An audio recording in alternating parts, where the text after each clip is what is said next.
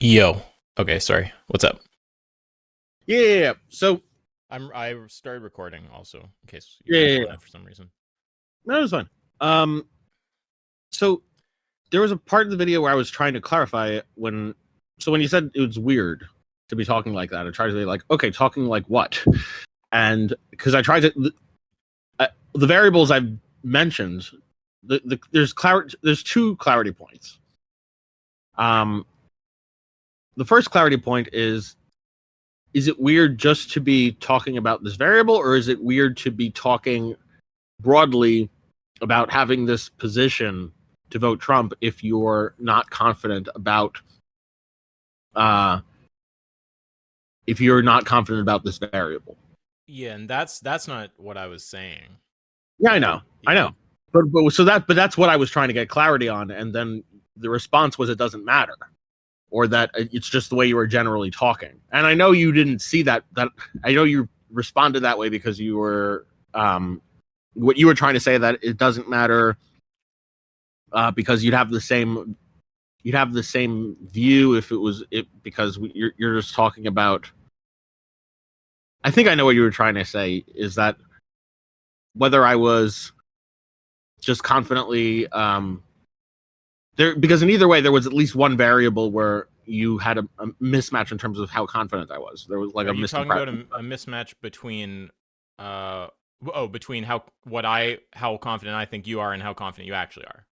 Yeah, And sorry, what did you say about that? That and there's well, there's because either way there's always going to be like this one variable where that's true, yes. right? But when you did say like it doesn't matter, um, the the issue there is that it may not matter with respect to that, but it matters with respect to To um retarded people. yeah, no, but if yeah, because if people don't see that what it what this if people think that just it's it's weird to be making a it's weird to be talking confidently about a conclusion that involves multiple variables if you're not confident about one of those variables, then um then then that's one thing you weren't saying that some people think. No. Yeah, And to and me then that's actually so retarded that I yeah. mean, there really isn't anything so retarded that it would surprise me, but there's things so retarded that I wouldn't think of them or Mhm. anticipate them ever. Yeah, no, I know. That's the thing. That's why I said like it's about anticipate. Like I don't like because there are counterfactuals here. Like the easy counterfactual is it's weird to me because I was under the impression you had higher credence in the broad state of evidence with this specific variable. That is the counterfactual statement of clarity that just gets rid of all of those things. But I don't know how you would anticipate that. The Right. Yeah, wait, let's just make sure we agree about that. It would I would I would so if I now knowing the particular flavor of retardation that you're getting in response to me saying that it's weird,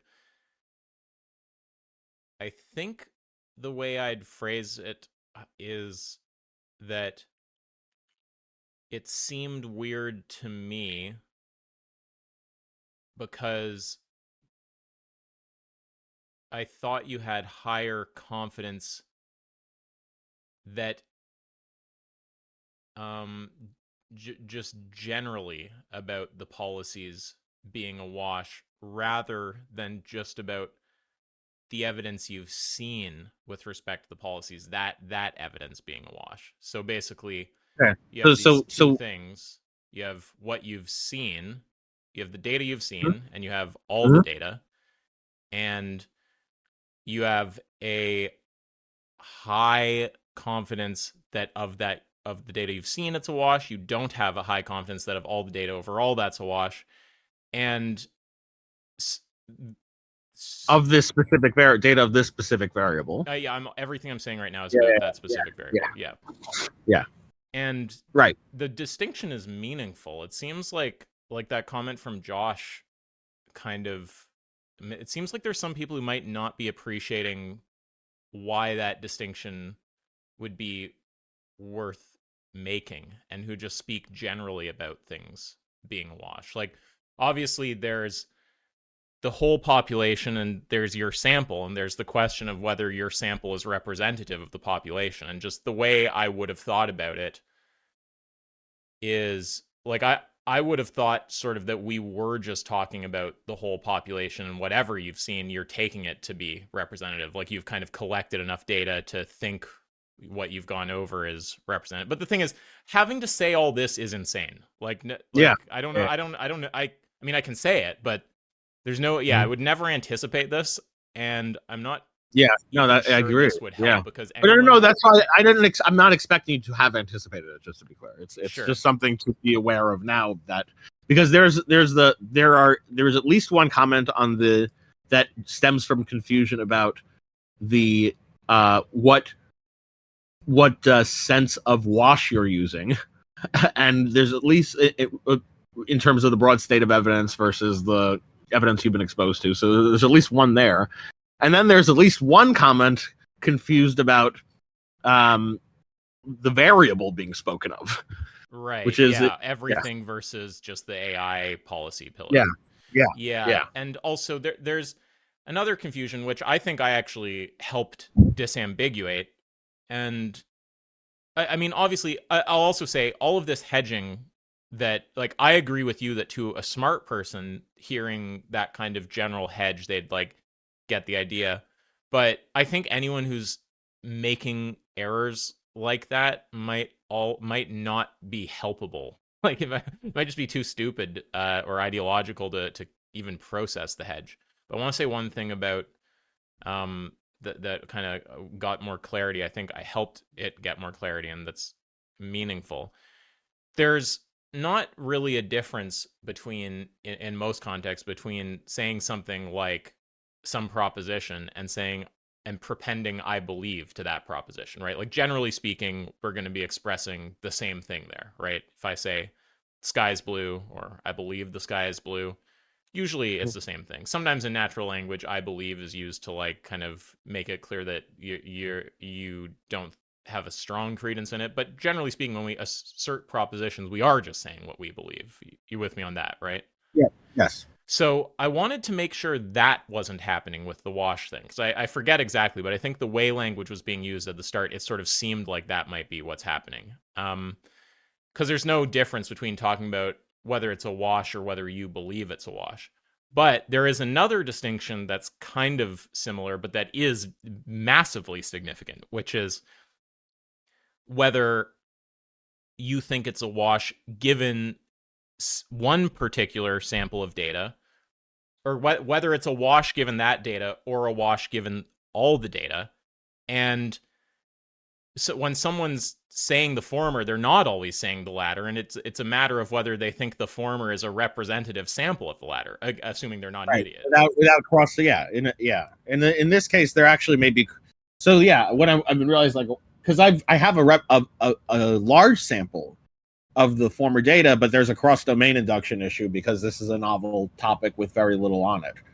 So yeah, that was Yeah, but that's not like, someone like Josh might think that you're making some kind of pointless distinction there, similar to like it's a wash versus I believe it's a wash, which yeah, I could yeah. see how someone could think that. I don't think you have to be stupid to think something like that. I don't think Josh is stupid. Um, though he has some views that I think are indefensible that I sort of doubt he'll ever defend, like the kind of stuff that Jack's been running away from me from for quite a while. But I don't think Josh is bad faith like Jack, though. But I think he might think that wash distinction is like the assert a proposition versus I believe a proposition distinction, and might think it's wild to be spending time distinguishing between those two things because they're the same. But when we actually did some semantics on that, it became clear that that wasn't the distinction you were making. You were making the distinction between whether it's a well, yeah, really. A wash I just take to mean that you have no. This thing gives you no reason to take one view over another. On it doesn't move you in a way of one conclusion versus a different conclusion. Right. So Well, but yeah, but there's two questions though. There's the is this sample of data a wash, and there's the is the yeah, whole population of data a right, wash, and those are meaningful to separate because obviously you can have a case where you have high conviction in the former and low conviction in the latter right, because you don't think the exactly, former is a representative sample of the latter, and that is exactly. not So the same thing as the kind of distinction like it's a wash versus I believe it's a wash. So right, I think I Josh might believe be that. maybe tripping up on that. Yeah. Well, so, yeah. So yeah, because wash I take to believe that there's no difference in motivating.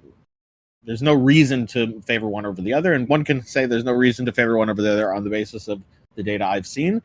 That could be large or small, and still you can have a difference. You can have a difference in view of whether it's a wash, meaning there's no difference one way or the other on the broad data set. Yeah, like there's Even and it works for any property. It's just there's some property that this data has. You think this sample has it, but you're not sure that the whole population has it. yeah, or well, or at least it's present in the whole. Yeah, the large population, which is to say, the large population has it. Sure, Yeah, I don't see. because Okay, that I don't sounds want the to. I same don't to want me. to. Yeah, because I don't want it. I don't want it to That's the same sound as what like. I said, though. Yeah, it is. It is. Yeah. Yeah, it is. But I don't. I guess I just want to make it clear that there's with cross domain induction, you can have a the population of data that you've seen could be very very large, and it's you could still have a different view over whether it's a wash on you could Yeah, the on the reason data. that it's not representative doesn't necessarily have to do with the size of the sample. It Right. has to do with the Exactly. Exactly. randomness of the sample. It could be. Yeah. It could just. Yeah. It could be. In other words, it could be a cross domain induction issue that the data Yeah. Well, actually, generation it's not process. just it's not just randomness because you could have a random sample of one person. Really, it's just the word we want isn't random either. It's whether it's a representative sample. Right. Right. And And size and isn't. It's not like. I mean, obviously, at some one point, way to not have size. a one way to not have a representative sample would be the size of the data set. Yeah. Well, Uh, there's confusion though, because what one thing is, eventually, if you dial size up high enough, it'll become representative because it'll just be the whole population. right. Right. Yeah. But no, So size is a one way that you can fail to be representative. Rant selection, how you're selecting, is another way that you can fail to be representative. Yes. right, and the selection issue here is time, is meaning that this technology is relatively new, and it's the policies that have been uh, made are relatively new. Like the dunk there was that, well, 10 days prior to the release of this video, this is what was said, or like at least it's like, okay, like 10 days prior to the video, there was a policy. Okay, like, all right, like, Wait, didn't what? I missed that one? How does that interact with the? Why does that make it not representative? No, because the point being, no, I'm just explaining why. I'm explaining why one could have, and one did have in my case, a non-representative sample, even though the sample size was very large, because the selection was on the time of the policies that were issued, meaning that I just living, I'm going to be naturally more likely to be exposed to longer existing policies than shorter existing policies, and so if the representative sample that we're talking about is going to be shorter lived policies, then I'm going to be more likely not exposed to them compared to the longer existing policies. So I think. there's going to be a shift in terms of what's in one box versus the other. What's going to be in the box I'm exposed to is less likely going to be the relevant entities in the box I'm not exposed to, just in terms of time. If a policy has been around for longer, you're more likely to have seen it. I Yeah. follow that. Yep. And you're And if saying the maybe relevant policies are all the ones that are shorter lived. right, yeah. Well, shorter lived, but new, really, not just shorter lived. Well, I guess shorter lived Yeah, also lowers the chance that it'll be in your sample, but yeah, yeah, sure. newer, Yeah, new. shorter lived. New. That's should have But said that word. Yeah, newer. both either are relevant. You could have a past short-lived policy that was relevant. Well, I guess it's not relevant now Sure. because we're not doing Well, anything based on it. in this case, it was that they're new. Sure. Yeah. So if there's policies that are relevant, which are new, and therefore don't end up in the sample you have, then that's a way that your sample fails to be representative. Yeah, exactly. Right. Right, and so that's why I'm saying that, like, the dunk was that 10 days prior to this video, there was a statement about this. There was like a proposed policy. Yeah, that's That we should, relevant, and then that's not in the sample that you took, and it is yes, a relevant policy, and therefore, because of that specific policy that they're using to dunk, your sample wasn't representative. Yeah. right, exactly, Yeah, and and okay, so you're just worried. One of the reasons that you have low confidence about your sample being representative is just because it's a kind of fast evolving thing where policies are just being laid out now, so there's a high likelihood of you missing them. yeah, exactly. Yeah, I mean, I think that makes sense. Because, like, take a case where all of the data exists. Like, say we're trying to make some kind of we're trying to figure something out about a historical event. So, like, there's no new data that comes out on it. All the data exists already. It's like, this is just not an issue you can have in a case like that because there is no new data. There Right can't now, be. to be fair, there was another policy that was less than 10 days. That was more than 10 days. It was on January 24th, so it was at least in this year. But again, it's like that. Now we're on the order of months. We're on January, February, March. Like it's about 4 months. But yeah, so it could range from like 4 months ago to like 10 days prior to the video or something. But like, yeah, the general point is there. It's just, well, it's just these are all things that are going to be relatively new compared to the last time I went over like all the policies, like which I haven't, like I don't, or just the policy that I've been exposed to when I look at these things. Right. So yeah, I mean, yeah, so there's going to be just more that I've missed. But yeah, I mean, sorry. Yeah. So yeah, that's why one can, yeah, so one can have a very large sample of policies, but a low credence that it's a representative sample. right? Yeah, of course, because largeness is not the that doesn't guarantee, unless you're fully large and you just are the population. Largeness doesn't guarantee representativeness; it just correlates with it. Right. Yeah. Yeah. I also think The cold thing invoking AI boom, that was I think 10 days prior to the video, and then the doubling energy was January 24th, like at the end of January. So like 3 months, like around like somewhere around like maybe 3 months or something before the video. I didn't follow exactly what those were, but did those actually turn out being relevant? Well, they're not in terms of being a wash or not, no, but in terms of being policies that relate to AIs, then yes, those are policies that relate to AI. Okay, so that is to say that they would increase the representativeness of your sample if they were there, but even adding them, you still don't end up anywhere different with respect to the wash question. Correct. Yeah, I don't end up different, which is why, by the way, that my credence is now increased of the broad data set, which is because, well, now I have more data about that's representative. You have a bit more data and you have a bit more confidence. Yes. Right. And I think people misread that too. They'll think you're saying you have a lot more confidence. But you're just saying you got a bit more data from synth. Someone tried to argue with you. You found it all unpersuasive. So you're a bit more sure that your sample is representative. That's right. And to really think you have something representative would be a big kind of. Well, I started, which I've started doing also. Since this, I've started okay, well, this is a variable I want to know more about. So I've just been looking into it. Can I point out another problem? I think also with weird, some people, and I hedged this the second we started talking about it, actually. I think some people might think that weird is a comment about your epistemic practices or your reasoning or something like that, but it's a comment about how you're speaking. And it always was a comment about how you're speaking. No, that you did clarify. Yeah. Yeah, I'm just flagging that as like yet another place that I suspect people will get confused. Because, of course, no one who the kind of people who are going on retard rambles are not the kind of people who are likely to watch the video. And that's addressed at the end of the video. Yeah. Yeah, no. Okay, so that... It's almost like they didn't get a representative sample of the video. Yeah, there you go. That's sort of a selection bias. Usually not yeah. Anyway, okay, I think we're in agreement then.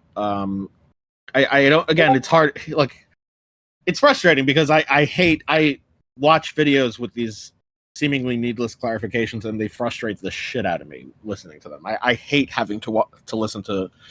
I always just get the sense of like, yeah, obviously, like that someone's like let's move on. But no, it's just like then I see the other end where it's like, okay, those needless quote unquote clarifications are actually needed, and because then I see all the insane comments about or insane like impressions that other people are getting, and it's just like, wow, like I Yep. guess yeah, that wasn't clarified, but like holy shit, did we really need to? Yeah. Yeah. I mean, the YouTube comment section is basically just a sewage pipe pointed at your face. And that's not to say that the valence is all negative. I mean, obviously on this you get mostly negative because there's a lot of Trump derangement syndrome. But No, the positive comments are also largely yeah, uninformative. worthless. It's just like I agree. Oh, it's vegan Trump voter, awesome. It's like okay, yeah, but can anyone just state like a single proposition that you like gave in the video and the reasoning for it, and say why the reasoning is bad or like why the reasoning is good or something like that, instead of just the blind agreement or disagreement or off topic rambles or character attack. Like that's just yeah. YouTube is yeah, I mean, I just think that the average like IQ and tracking ability and ideologicalness and like all these things just are pointed in the wrong direction there. This part, like that, and the main thing for me, people just saying shit and then refusing to defend it verbally, so having no accountability and the moderation tools being poor. Those things are the reasons that I don't have a comment section anymore. I just find it um, toxic, and it's like giving a platform to sophists, which where you're at a disadvantage moderating it. I don't know if they've changed this, but there is a point where you could hide a user, and that would hide the comment you clicked and other comments. Although it didn't seem consistent. Sometimes it seemed like you could still see the comment, but it wouldn't hide any previous comments. So you're in this asymmetric war with sophists where they can just if you go to bed and they spend your sleeping hours spamming all your videos with sophistry, how like you can hide the one comment you click and future comments, but have fun combing through all of that, deleting everything. Now, say that you have a bunch of successful videos, well, you've now got a completely unmanageable problem, right? So, yeah, terrible moderation tools, really low quality commentary, and most of all, people spewing bullshit and they're not being able to be made accountable. Like in Discord, if I want them to debate, they debate verbally, or I just poof all their comments instantly with a single command. That's the kind of incentive that there should be for people who want to spew nonsense. Yeah, there's got to be some kind of bot you could build, or some kind of AI, even, but some kind of way you can do what you're suggesting on Discord with YouTube. Well, yeah, because you for some reason, I don't know if it's just to take the temperature of people Well, I or think, why you want it, but yeah, I find it hard well, to understand, I guess. well, I think, um, well, I have gotten people. There have been cases where I have gotten people to join Discord and have voice conversation. Look, so for example, let me just say, Same. like, I agree with all the disadvantages you're talking about. Like, so I'm not disputing any of the things you were saying about the disadvantage of enabling YouTube comments. Like, I deal with it. I know the disadvantage of enabling YouTube comments. Right. But there have been times where someone makes a comment and I'm able to get them on voice and talk to them and actually have a conversation. Yep. Same. Yeah. So at least there are some, and then the other thing is that I don't know how the algorithm works. Like maybe you just, I don't know if YouTube may just completely cuck your engagement in a way if you disable comments. That may be true. That may be not true. I don't know. But to whatever degree it is true, I'll that also is at least somewhat of a consideration. I don't want, like, if I'm making a video, I presumably want the relevant people to see it. So if that is something that's going to militate against my goal of having the relevant people see it, then that would be a reason to keep comments enabled. Yeah, I'm not convinced of that being the case, but I understand obviously if disabling comments makes less people see the video, then that's one reason, assuming you want people to see your videos, to not disable comments. I want the relevant people to see the video. Really, it's Sure. so Yeah, the it's people. not just about more, it's about the relevant people seeing it, sure. Yeah, and now that there's a presumed correlation with the more people who see it, the more relevant people will see it. Now, I don't know if we established anything new in this conversation because I Yeah. think that we went over all this in the at the end of the video, didn't we? Oh no, that's the point. The point being was just that the the point here is just to provide at least some empirical evidence that it, at least all the points where confusion could happen did happen. Right. Yeah. I mean, do you think there's a takeaway for me here since they seem confused about a thing I said? um, I guess. Well, I see unfortunately, there's not going to. So Yeah. unfortunately, it's not going to be a takeaway other than like, okay, well, here's data to update on. In terms of, because I don't think I can give you something now to be like, okay, this is how you anticipate, you know, how this group of idiots will maliciously take what you've or non-maliciously take what you've said and turn it into something else. Because I don't, yeah, I totally understand how you did not see that in the moment. I'm not sure I would have. I mean, I would have because I was coming from a different perspective where I saw it. But the only thing You're I saying you anticipated this weirdness, this bullshit when I said weird initially? yes, oh yes, yes, I did because well I didn't anticipate I anticipated it being misrepresented in the moment. Like I didn't anticipate like comments happening where they misrepresent each horn I was concerned about. I was concerned about my interlocutor misrepresenting it.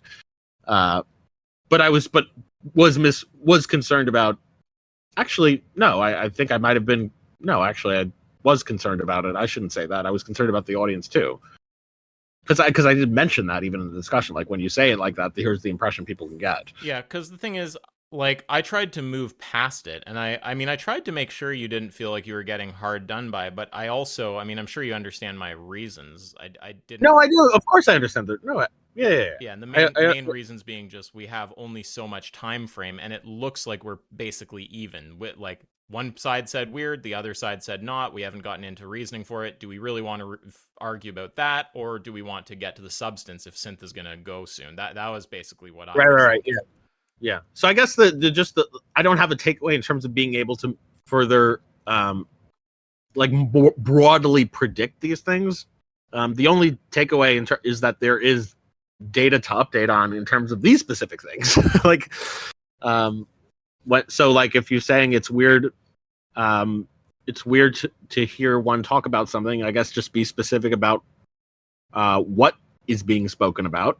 So that's the first thing. What exactly is the thing being spoken about that's weird, and what exactly is weird about it? Instead of things like, oh, just generally the way Yeah. that's being No, I spoken don't about. think that was accessible to me though, because I think we had to clarify for a bit to kind of get down to what's weird, in a way that this distinction was going to come across clearly to people. So it probably was a zero sum between that and having the main conversation. But yeah, I agree. Given that I actually know how to express the yeah, I mean you see what I'm saying, right? Yeah, yeah. You know how to express it now in a way that would have like, yeah, looking back, hindsight Yeah, 24/7. You hindsight. know how to Yeah, express that. hindsight Yeah, now 2020, you know how to. not hindsight Right. twenty Right. four seven. Yeah. Sorry. 20. What am I saying? Hindsight 20. No, now you know how to look back. Yeah. The quarterback. Um, Monday. Yeah, What is it called? Monday Monday morning morning quarterback. quarterback. Yeah, Yeah. backseat Right. driver. Monday Right. morning quarterback. Yeah, Right. You know how to. Now you know how to express uh, what you were trying to say in a way well, that backseat driving is different. Sorry, but yeah, go ahead. Yeah, yeah. Now you right now you know how to, but in the moment, it would have taken quite a bit of work to get there. I think yeah, that's the point I was making. Yeah, yeah. Yeah, no, I agree with that. And then as for the actual discussion, the thing that's sort of stuck with me, and I've asked Synth actually for a debate on this, because I didn't want to totally monopolize the conversation there. So I just kind of said, you can have the last word. We'll agree to disagree. But if I were having a proper conversation, it would be nice to like linearize her really clearly on that point and be like, okay, look, you're saying that for any uh, dangerous AI technology, narrow or otherwise, that we don't really have to worry about smaller groups like Hamas or smaller individuals, littler terrorist organizations getting access to it because there's this disjunction where either it's got a prohibitive cost or there's some non-terrorist aligned actor which has preventative technology which will be effectively deployed. Right. It Right. seems Yeah, that I don't know how one could be confident of that disjunct, but I mean, well, no. I know how one can be confident, but it's I don't see motivation to be confident about on that Well, disjunct. I mean, I've said this publicly, and I don't say this to shade Synth at all. I would say it to her, but I think that she can sometimes have trouble seeing her own motivations in the moment, and I think that she will kind of, yeah, just kind of generate reasons without really thinking through if she believes them, and it can be kind of frustrating to talk to her because, like, I don't know if she actually believes that enough that she's going to want to have a debate and defend it now, having like had some time to think about it. But it would be nicer if in the moment there is less of what I think is motivated reasoning, because then we could just kind of like get to the bottom of things faster. But yeah, in terms of why that reasoning is bad, because the motivation thing is separate, and maybe she'd disagree with that. But I mean, it seemed kind of motivated to me because it just, well, I mean, I kind of said why. It's like, it just seems, it seems like really weak reasoning that just happens to serve her position. So it was being kind of treated like it had more epistemic import than it did. That I guess I kind of think that she knows better than to weight something like that heavily. So to see her do that suggests to me that there's some kind of failing other than like a logical failure. So I start thinking that she's not noticing she's motivated and she's kind of just generating stuff. And in terms of why it's silly, I mean, yeah, like again, this is why I asked her to have a discussion. Like it would be nice. Well, I asked for a debate specifically because I think this is debatable. She takes the con. I'm not convinced. Seems like there's a clear proposition, so I'd be fine debating that. But yeah, I mean the problem with the reasoning, not the psychology. Which again, the psychology isn't to shade her. I'm just being honest. I think she would be a better reasoner if it weren't for stuff like that. And I think I've noticed a bit of a pattern of that kind of stuff with her. She gets very reactive in these things and kind of starts just generating shit that will justify her position, and giving it more weight than it should. And it's like, okay, just, I don't know about that. The problem with the actual reasoning is like it just, I mean, it just seems like very, yeah, very speculative, like lots of mech spec kind of stuff. Like, I mean, you think the mech spec is bad with the human body. Well, the human body is like an existing system, at least. Right, right, Like, right. It's this is more like of mech spec about massively complicated, currently non-existent systems. So, I mean, it's just like that's crazy to me. And then kind of inductions about backdoors and stuff. Like, this is why it would be good to linearize. But again, I didn't want to monopolize the conversation too hard. But if we actually got it into the form of an argument, we'd start seeing like kind of a whole ton of holes there. Like, well, just, you know, if you lay it out formally, like the presence of a backdoor is not sufficient to know that you're not going to get some kind of bad outcome that happens, right? Like, presumably if you think there's backdoor, and I don't know the empirics here, but if you think there's backdoors in all sorts of CPUs, and so it's like there is tons of bad shit that currently happens with those, right? So just the presence of a backdoor isn't sufficient. You need to also have some monitoring regime that you have faith in, and you'd have to have, I don't know, some kind of like plan for how to like execute all this. Like you're if you started laying out the whole inference formally, you'd have to you'd have to add all these things to actually make it go through, and the speculative and sort of unjustified nature of it would just, I think, become increasingly obvious. Um, so yeah, that's sort of my take on that. so you're saying it's a wash. It might actually be worse than that, but yeah, I mean, I suspect that, yeah. Yeah, I mean, yeah, like I currently am basically just agnostic, and yeah, I mean, I guess I suspect if she all the kind of mech specky stuff and induction attempts she brings up will not amount to anything more than a wash. So yeah, I think When so. you when you say it's a wash, you mean that you mean that you have no reason to believe one versus the other with respect to the evidence that Yeah. the Well, subset of evidence. I mean, given the evidence I have, it's a Yeah. wash, and I have decent confidence that that's representative. Maybe like I don't know, like 60-70% or something like that. Like I'd be surprised if she did a good job defending it if I were to linearize on her. But I mean, I could be wrong. I don't have like, I wouldn't put it at like 80 or 90 or something. And it's not like Synth is stupid. Maybe she'd have some kind of thing I haven't thought of. But Yeah, I mean, I kind of think that it's just really speculative reasoning that happens to serve her position, so she's giving it more epistemic weight than it deserves. And I mean, you can see the sort of the comp sci people, Sophia or Adam, who's working on his comp sci PhD doing AI stuff. You can see them all kind of being like, yeah, I have like no fucking idea why someone would think something like this. Though she might, if she hears this video, if we make a video of this, she might just double down on it because she can be like that. And whatever. I mean, we all like Synth for her ways, despite it sometimes being frustrating to deal with her. So we'll see. Maybe she'll double down on it and want to.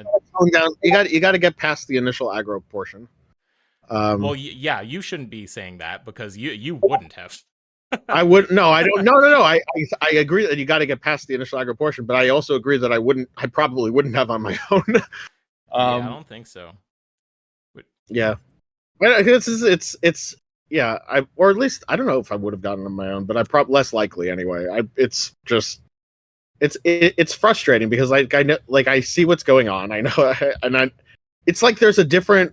It almost I don't know how to explain this. It's just like there's this different debate motivation when the debate starts is like it's with synth it'll be just really aggro, and it just seems like the motivation is just not to have like a fruitful debate. It's just to go for every dunk, no matter how pedantic or not, or to like yeah, I agree. Yeah. make it look like the other person is stupid, no matter how much of a cheap dunk it is or not, and to giggle at every other like, it's like Yeah. laugh into the mic Yeah, at and every other junction.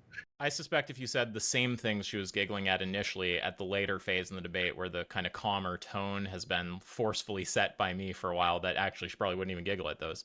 But the thing is, like this, I don't mind all that much. Like different people have different levels of emotional activation, and like I mean, I do think she should work on that a bit. If she doesn't, if she finds herself later in these conversations being like, oh, sorry for the aggro, or feeling like the aggro was over the top, then I mean, there's something for her to work on there. If not, then I guess not. But yeah, I mean, the thing that I mean, my thing with Synth is just simple. I mean, I like hearing her views on things. I like her from what I've seen as a person, and I do like watching her go aggro on someone when it's justified. I think that can be great to watch.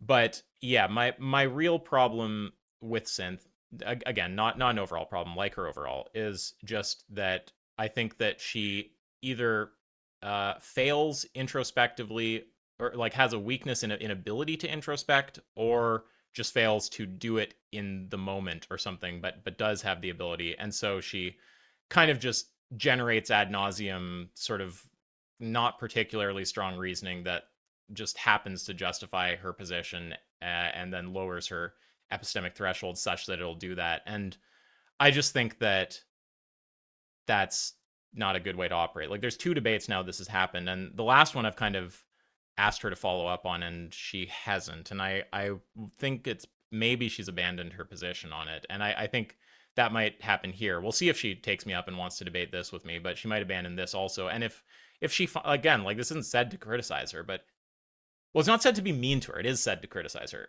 It's I think if she finds like, well, actually, I don't really want to defend that in debate, then it's like, wait, okay, like on in terms of logic and being intellectually honest and having the right position, good job on all those fronts. But there's a personal lesson there of like you want to notice if there's a pattern of getting emotionally activated in debates and then kind of generating a bunch of stuff really quick that's not actually that strong, that if you lower your standard it'll support your position. You want to notice the pattern that's leading you to say things and then not want to really have debates defending them afterwards. I forget the other one. I have it all in text, and I do have an offer to debate her on the table, which she's aware of. About it was about some moral stuff, but I think the same thing happened. I think that she kind of ended up in some sort of weird position, and then doesn't actually want to defend it because upon reflection later, she doesn't really believe it or feel like it makes all that much sense. Yeah, it would. It's. Do you think that if she initially got past like that whole transition between aggro synth and like reasonable synth happened earlier, or just didn't, or just started off with the latter, that this wouldn't have happened? No, I think that I think it's a twofold thing. I think I think the aggro part is one thing that's problematic. Again, when it's not justified. I like the aggro when it is justified. I really, in fact, don't like people who won't be aggro when it's justified. I think that there's cases where you really need to give someone shit because it's like not talking about the elephant in the room. Like I've given you this criticism a million times, right? Yes, Like yes. obviously And I you need understand. to Yeah. shame this person. But yeah, that when that misfires, that's bad. But no, the other thing I don't think would be fixed by that, and that's it's just motivated reasoning. It's just she's smart and she's quick on her feet, and it's easy for her to she's got like the gift of gab, right? Like it's easy for her to just generate a bunch of bullshit real quick, and most people won't tease it apart in real time.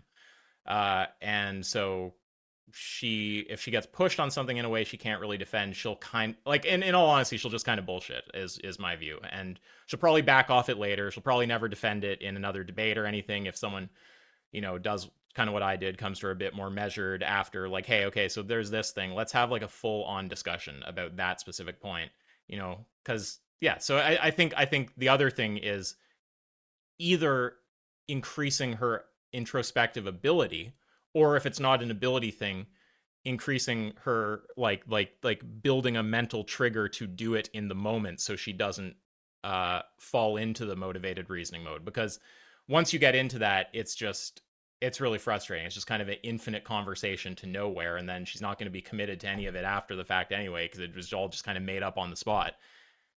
I mean, I just suspect she kind of on some level knows this is true. It's just that's my criticism of synth. So she's smart, she's good at arguing, she's great in a lot of ways. She'll call out people who deserve it, but she'll defensively, she'll be overly aggro when it's not justified sometimes, and she'll really just get into motivated reasoning mode and not detect that she's doing that, and then overstep and into stuff she doesn't really believe, and that's kind of silly, like the stuff in that conversation today, though, and which she probably upon reflection later doesn't really want to defend. So those are my synth criticisms. Yeah.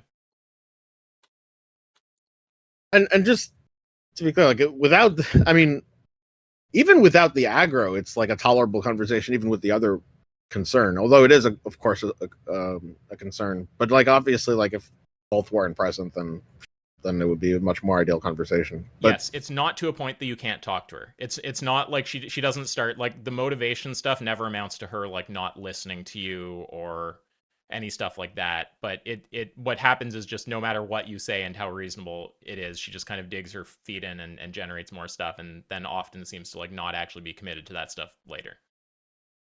I see. So I it's see. like you're spending time arguing with just kind of this like just this cloud of bullshit that she doesn't actually believe, and that she'll later kind of realize she doesn't believe, but she's doing it in the moment and she's not noticing she's doing it. So either, again, she's got to have stronger introspective ability or a better trigger for realizing it. Like, I take personal pride in the fact that I've like built a good trigger like this.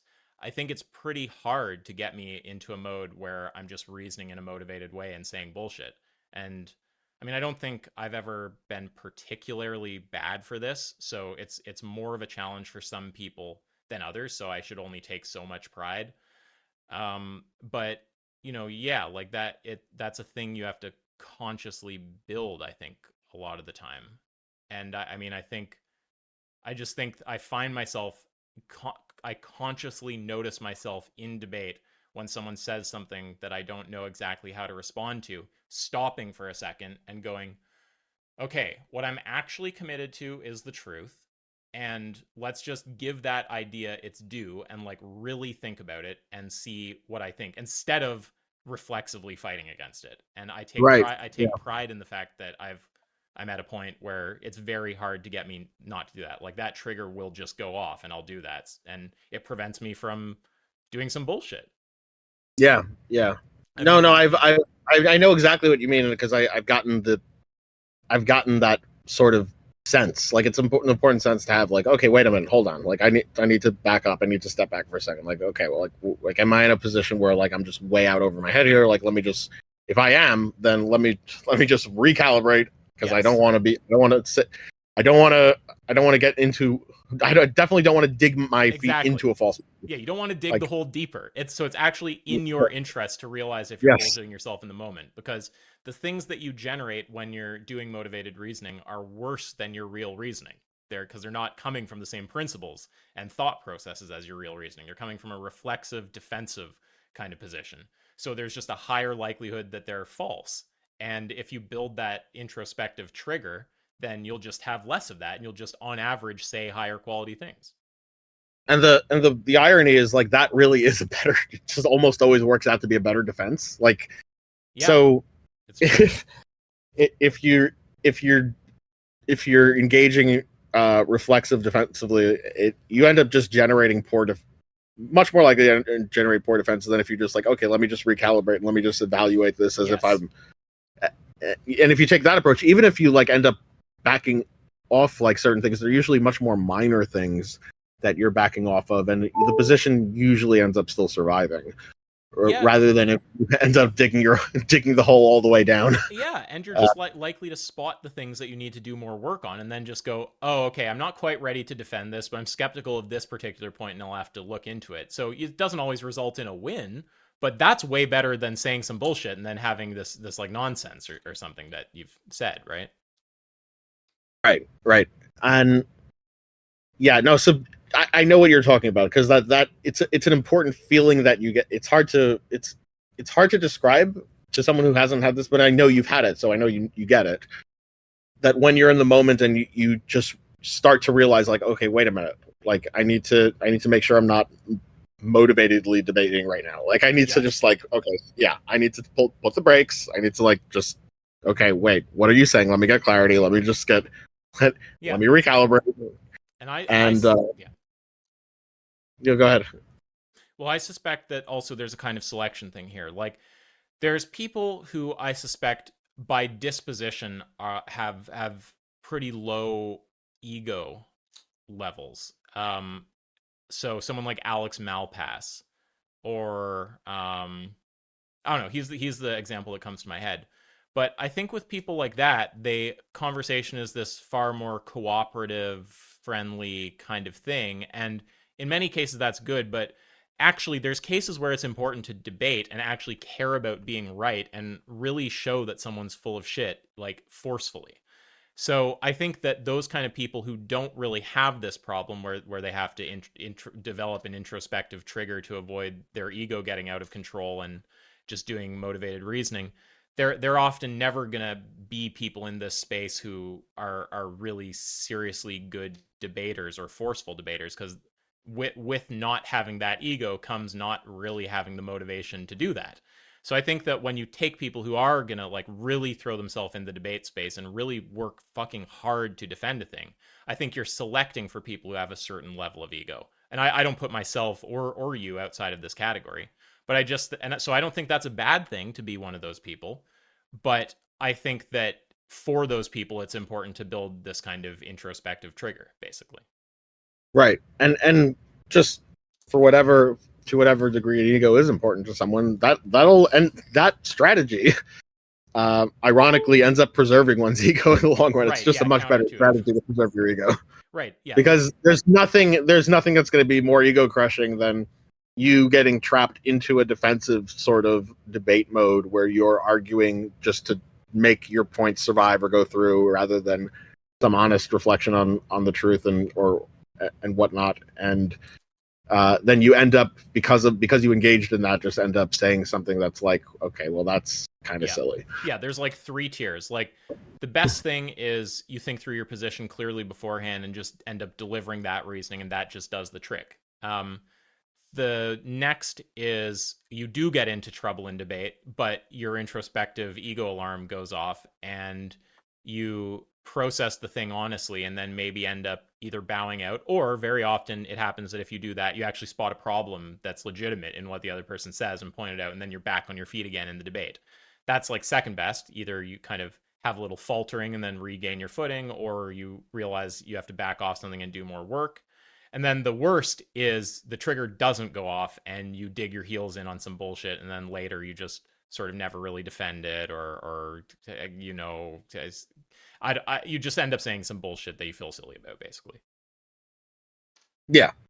Yeah, Yeah, and exactly. then there's another dimension that I wanted to talk about. Oh, what was it? It slipped my mind. Whatever.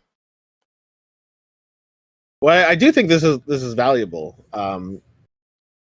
Well, but yeah, because it's important. It's hard.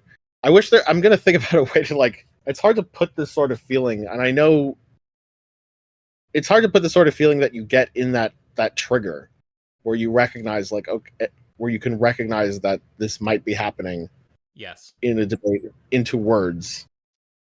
I guess I do at some point want to think about how I would put that into words because I think it's an important thing to recognize. Oh, I think I can put it into words. I remembered my other point though, and I want to do that first. So you might have to Sure, remind me sure, to sure. put it into Oh words. God, yeah. Um, so the other point is that this connects to the difference between understanding things intellectually and experientially. So sometimes people talk about ability knowledge versus propositional knowledge. That's maybe the same or a very close thing, but you could understand intellectually the full set of jujitsu moves that are required to get a blue belt or something. There's some schools where there's a specific set of moves, or maybe you just know all the moves. Let's say that doesn't mean you can actually even out grapple a white belt, right? Because there's a difference between that application of it versus the having the knowledge, right? Right. You can even sort of have the ability knowledge in a way where you do know where you have to put your foot, but being able to execute it is like more of a bodily thing, right? So I think with this, most people who are serious, who are in this space, and who aren't stupid, they know principles like, look, just be committed to the truth. If you're committed to the truth, you have nothing to lose. If you end up being wrong, you learn something. If you're right, you learn something. And there's never any fear where you have to be reflexively defending something, because if you're committed to the truth, it's always just a matter of hearing what the other person says honestly and reacting honestly to it. That allows for like way more psychological calm and better reasoning. And the psychological calm contributes to the better reasoning, but understanding that is different than actually being able to apply it in real time if you're like emotionally activated or something, especially, right? Like it's one thing to know that, it's another to in debate actually in real time go, wait, I don't have to defend this right now, all I care about is the truth, let's just see what's true and just slow down and do that, right? You get me that Yeah, there's the difference there between knowing it versus like actually applying it, and that most people of who are course. smart and in the Of space do know those course, things. one could know the truth value of all the propositions there about like jujitsu, about what's the most optimal way of responding in every given situation. So you could know have all that knowledge, but still completely fail when fighting a white belt. Yeah, exactly. Yeah, right. And yeah, in terms of putting it into words, it's just a matter of detecting one's own intentions, right? You have to have a kind of awareness of what your own intentions are, and you just need to know what it feels like in terms of like bodily and intentionally when you're just trying to get at the truth and you're coming in with positive energy. And if you pay attention, a lot of people in the debate space are way more kind of like logic minded and don't think about these more human elements and psychological elements, but I always emphasize these things. And if you learn that feeling internally, so it's more of an introspective thing than a logical thing, then, and you also learn the kind of feeling of what it's like to not be doing that, then the feeling acts like the trigger. So it's, you just have to sort of have enough awareness of your own intentions and what it feels like to have specific intentions that you can spot the bad ones in real time and just alter them to be the good ones. Yeah, that's is that you putting into words the trigger the It's me putting into words what I think you need to pay attention to, which is basically yeah your intentions, and the trigger is just noticing when your intentions are not in that positive, truth aligned kind of state. yeah it's hard I guess no so I get all that I just what I was trying to think of was a way to put that feeling one gets when although I don't know if that may be a fruitless endeavor I don't know how to how to express what it's like to feel that. It feels like you I, want to say something convincing rather than something true. yeah, I guess you want, or yeah, or like you want to say something that gives your that give you feel the sense that you're in a position in the debate where um you're sort of under pressure. You're Yes. pressured, and you don't see like a good way out. So you're trying to get good ways out. You're trying to like in the moment get ways back. Yeah, some words, if we word cloud Generate. it, Yeah. we might get words like reaching, scrambling, um feeling pressure and intensity. Like these are all things I would associate with that. Right. I think with And things then like this that it can be hard to just like if you're looking for a single word that describes the emotional state, that if that's what you're trying to do, I think that can be hard because I think a lot of these things are kind of they're like energy patterns. It's like clouds of kind of feelings and motivations that kind of like flash through your head. It's not like a simple one right, it's word not going to be description. like love or anger or laughter. It's No, not going to be. at that level of granularity, all you're going to get is something like motivated reasoning. If you I try see. to, but what's useful is to try to be more granular and granular enough that you start talking about what it feels like bodily and intentionally. Like really, it's you want to be sensitive to. It's like an energy pattern. Like it's like a rolling out of certain thoughts and feelings and motivations in your head. It's this kind of cloud you get caught in. Yeah, it's well in any case, it's important for anyone who has experienced being in that situation. Um, it's important to be able to like recognize when that feeling is starting to come up. Yes. Ideally that feeling should match when that is happening, Mm-hmm. uh, and uh, and use that as a trigger to shift course. Yeah. Exactly. And the quicker that happens, the better the outcome generally is for you. Like, Yeah. Yeah. I completely agree. Yeah, I think when you do certain kinds of therapy, I don't know if this is like CBT or if I'm thinking of something else, but there's a lot of therapeutic stuff psychologically where the idea is to get someone in tune with what a particular thing feels like and to notice it when it comes up and then to have strategies to redirect your mind in a more positive way. And this is just one of those things, right? Like if you're doing anger management with someone, you might help them recognize what it starts feeling like when they get angry. You might help them spot their kind of like triggers or something, and then give them healthy means to become less angry. right. Like, are you noticing that you're respond like some of them are logical, observable things? I think the more obvious stuff is like internal bodily like intention kind of stuff, but there's also more obvious external things. Like, are you kind of maybe cutting the other person off? Are you starting to I don't know. I'm sure there's like patterns of speech that you can look at and things that are a bit more obvious from the outside. But yeah, I really think it's about an internal kind of awareness.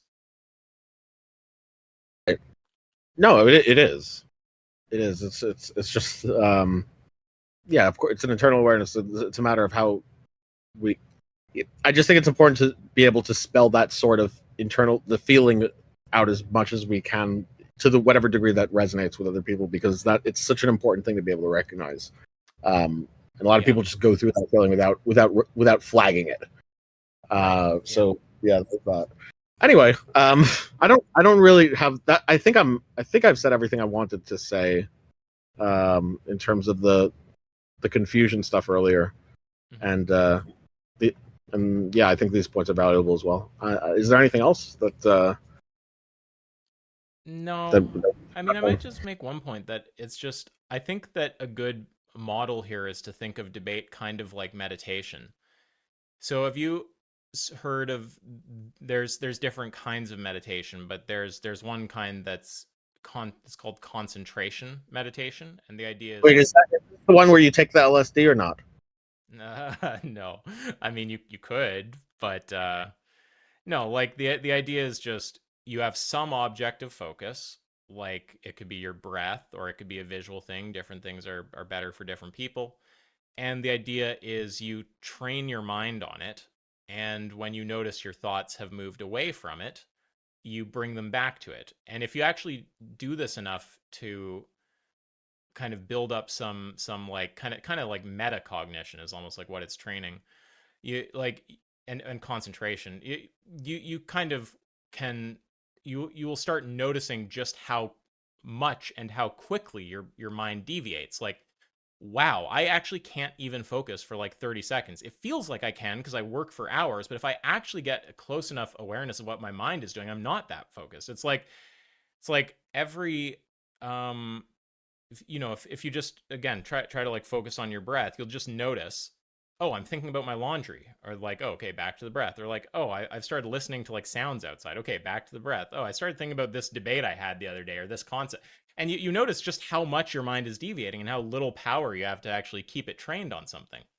And the idea is just if you continue with that practice, you can expand how long that window is on average before your mind deviates. You can build more ability to have like a kind of strong focus, like not just the focus that's sufficient to do a task, which lots of people have. There's lots of people who work for many hours, but the kind of focus that's like very drilled in, direct, more kind of flow state focus that people who don't consciously put time into meditating typically are only going to have when they're doing things that they're kind of like expert in, where you see like a flow state emerge. Like, you might go look at like a surfer and they might have concentration like that while they're surfing or something, but they probably can't bring it up on command to just focus on random things. Or you might look at, yeah, you hopefully you get the example. So yeah, if you can kind of think of debate a lot like that, where there's a kind of objective focus, except it's more abstract than the breath. It's like a proposition, and you know my whole views on the Rolodex and all of that stuff. Right, right. Yeah. And yeah, you're noticing deviations, and if you build that kind of concentration, that will make these things very easy to notice, because the whole process of motivated reasoning, that has a ton of these like deviating thoughts associated with it, right? Like you if you really carefully observe it, you'll notice thoughts flash into your mind about like how you look to people, or how you want people to see the thing that's happening, or whether what I just said is like believable, or I don't want that to be right, or a bit of frustration, right? Like these things which might be hard to notice in the moment, but if you have built up that strong kind of flow state type concentration for a debate, you can notice those things a lot easier. So like I literally recommend meditation to people who want to be serious about debate for like this kind of reason. Um, it also connects to just generally being able to stay on point. But I kind of want to say that stuff like falling into motivated reasoning is similar to just falling into discussing something other than the debate proposition. It's just a way to lose focus on the focus object. Yeah. Yeah. Yeah. Okay. That in a sense. Okay. So there's I appreciate the analogy there. I still don't have any plans on taking shrooms and doing a Sam Harris meditation podcast. But yeah, but yeah, appreciate the analogy. I got it. Yeah, I mean, I don't even know if it's an analogy or a just saying it's the same thing. Like I think I probably have the view that it's literally a form of meditation. But I certainly think it's a thing worth training, if you're going to be doing a lot of debating, because it can help you stay on topic. And lots of tons of different failings are just various ways of losing sight of the focus object, whether it's falling into some bullshit the other person's saying that's not related, falling into your own bullshit about motivated reasoning. It's all just ways of losing sight of this kind of more abstract focus object, which is the debate proposition, basically. Right.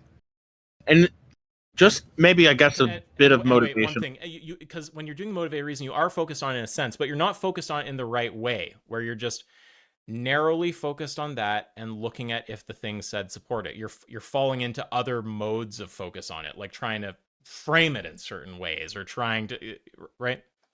Right. Yeah. I here's I guess this is something I guess I would add, because that would resonate with people who just do have egos. which is not to say it's a bad thing. A lot of it's not. I'm not. It's not trying to be. I'm not using the word ego in a negative sense. Mm-hmm. That you'll notice that when you get into this mode where you really just are focused about, like, you take a step back and you just are focused about, okay, well, what is just the strongest case here? What I want to get to the truth as much as I can, and that's just it. And I'm not arguing, and I'm not like invested or committed into this proposition beyond that. And you approach debate that way, you'll notice that you're kind of in like this really it's almost like a protection mode or something. It's like, it's hard to phrase it I see what you're in a getting way at, that, though. yeah, it's like there is nothing that um there's nothing that really results in you getting your ego hurt there, because if your ego is just aligned with that goal, then you're just going to get to that, then you're just going to get to that goal to the best you can, and that's just it. If you just act that way, so Right. if, yeah, it, and someone, you'll notice that someone with a perspective of trying, if you're in a position where someone, like, you get two ego people and someone's trying to get a dunk on you, and if you just back up and be like, okay, well, just stick to the Rolodex, stick to the argument, stick to the stick, and just divorce yourself of any of those ulterior motivations. You'll notice that you just get into a very calm Zen mode, and it's Right. just very, it's just there's nothing that other person is doing, or at least very less likely to do, to get any of those ego dunks or whatever, because you're just in a position where, and you're just in a position where just you care about one thing, and then to whatever degree that you were wrong about something, you've just gotten what you're looking for. Right. Yeah. There's almost two points there. It's like the first one is just that you develop goals in the moment which are not actually aligned with your broader goals. So the goal in the moment is to protect a belief or a statement or something. But the broader goal is actually to get to the truth. And if that goal in the moment is out of line with it, you're actually acting out of line with your main goal. And just realizing your main goal and acting in line with it uh, brings you into a calmer state where you don't feel threatened or like there's anything to lose. Um, so those two kind of points there. The first just being about how you can be fighting, actually it can feel like you're doing the right thing, but you're actually working against your broader goals. And then the second point just being that if you just align with your broader goals, you can achieve a very calm, collected kind of state, because you actually don't feel threatened. You don't mind if you end up getting shown wrong, because it just is your goal to believe what's true, whether you currently believe it or not. Right. Exactly. And then you'll find, and if you don't take that approach, you'll find, especially if you happen to, because everyone happens to land in a wrong view at some point in their life, Mm-hmm.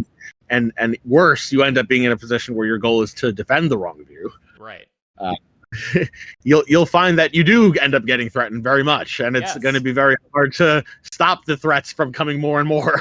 Right. Uh, and you'll get that feeling. You'll get a heavy dose of it, and it'll keep coming on until you just change your goal. Yeah, a great way I mean, just yeah, one thing that should act as a trigger is if you feel like and kind of anxiety, or like you said, like protective kind of feelings. Like all of that should be like huge red flags mentally if you notice those kind of emotional states. And also, in terms of getting into that calm Zen state where you're speaking, like, because basically this is what's happening is you have these general goals as a person, which, let's just say for someone who's well oriented, are like positive, like seeking the truth, increasing well-being in the world, blah blah blah.